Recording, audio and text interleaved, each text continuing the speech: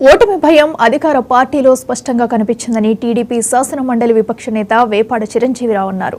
ఓటమిని జీర్ణించుకోలేకనే టీడీపీ కార్యకర్తలపై దాడులకు పాల్పడ్డారని ఆరోపించారు. క్యాడర్లో ఆత్మస్థైర్యం నింపేందుకే విజయం తమదేనంటూ జగన్ బీరాల పలికారంటున్న టీడీపీ ఎమ్మెల్సీ చిరంజీవిరావుతో మా ప్రతినిధి కిరణ్ ఫేస్ టు ఫేస్. సార్వత్రిక ఎన్నికల పోలింగ్ ముగిసిన తర్వాత రాష్ట్ర వ్యాప్తంగా కౌంటింగ్ కోసం ఫలితాల కోసం ఎదురు చూస్తున్న పరిస్థితి. అయితే గతంలో ఎన్నడూ లేని విధంగా ఈసారి జరిగినటువంటి ఎన్నికల్లో రాష్ట్ర వ్యాప్తంగా పలుచోట్ల అల్లర్లు, ఆందోళనలు, దాడులు, ప్రతిదాడులు జరిగిన పరిస్థితి.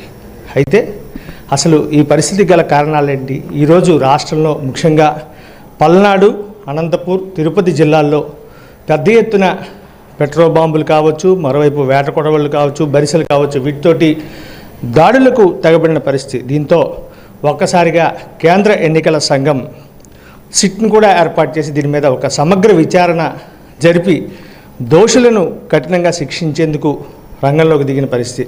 అయితే దీనికి సంబంధించి ప్రముఖ విద్యావేత్త, ఆర్థిక శాస్త్ర నిపుణులైనటువంటి తెలుగుదేశం పార్టీ ఎమ్మెల్సీ వేపాడ చిరంజీవిరావు మనతో ఉన్నారు. ఆయన అడిగి మరింత సమాచారం తెలుసుకుందాం.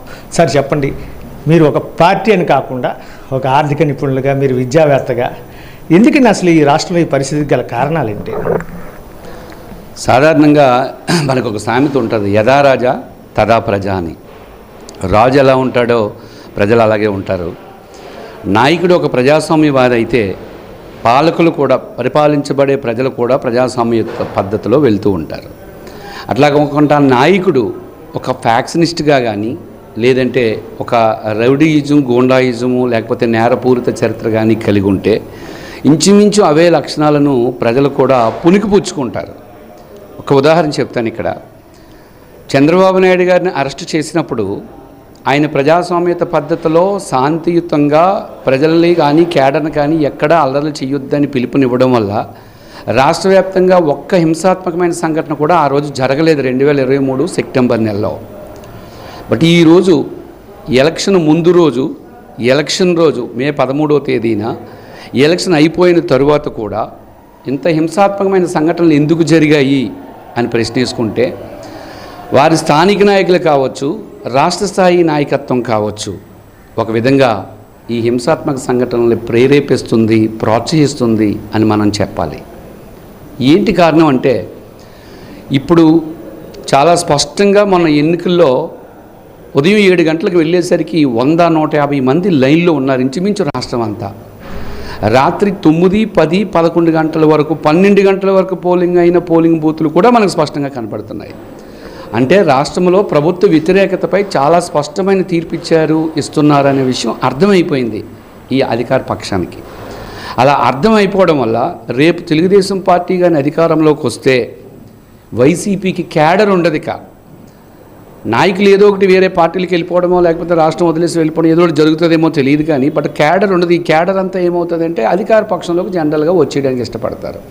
క్యాడర్ను కాపాడుకోవాలంటే ఏం చెయ్యాలి? క్యాడర్పై కూడా కేసులు పెట్టిస్తే రేపు అధికారం కోల్పోయిన తర్వాత మిగతా 5 సంవత్సరాలు వాళ్ళు కేసుల చుట్టూ, కోర్టుల చుట్టూ తిరుగుతూ ఉంటే వారికి ఒక రకమైన వ్యతిరేకత కలుగుతుంది తెలుగుదేశం పార్టీపై. అట్లా క్యాడర్ను కాపాడుకోవాలి అనే ఉద్దేశంతో ఒకటి స్థానిక రాజకీయాలు, ప్రతీకార చర్యలు, ఓడిపోతున్నామనే ఫ్రస్ట్రేషను, ఇలాంటి కారణాల వల్ల ఎలక్షన్ రోజు పల్నాడులో ఏజెంట్లపై, 2 తెలుగుదేశం పార్టీ ఏజెంట్లపై దాడి జరగడం కానీ, ఎలక్షన్ అయిపోయిన తర్వాత సాయంత్రం ఆ తర్వాత రోజు ఈ దాడులు కానీ ప్రధాన కారణాలు మనకి ఇవే స్పష్టంగా కనిపిస్తున్నాయి. Thank you sir.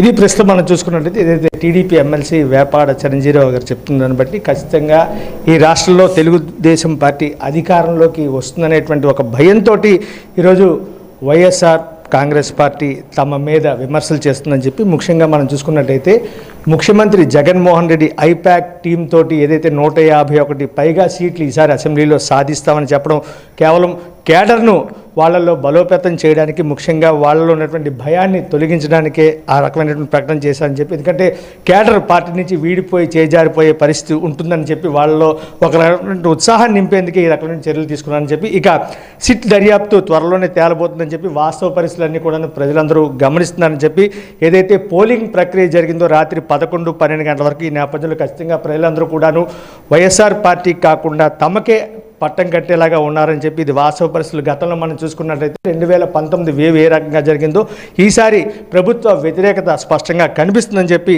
ఆయన మాటల్లో చెప్పడం జరుగుతుంది. కెమెరామెన్ రాజుతో కిరణ్ కుమార్, 99 టీవీ.